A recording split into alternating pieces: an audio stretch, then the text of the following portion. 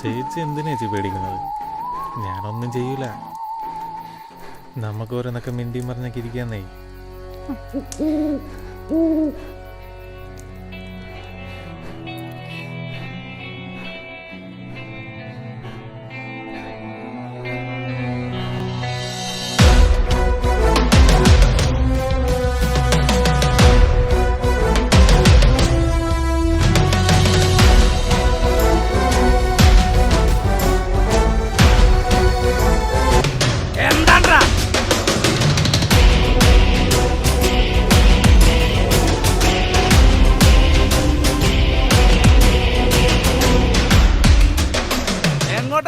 പാതിരാത്രിക്ക് ബാംഗ്ലൂർക്ക് ഒരു ഹോസ്പിറ്റൽ കേസായിട്ട് ഇത് ചേച്ചിയുടെ ബാംഗ്ലൂർ ഒന്നുമല്ല പാതിരാത്രിക്ക് ഇറങ്ങി നടക്കാനായിട്ട്.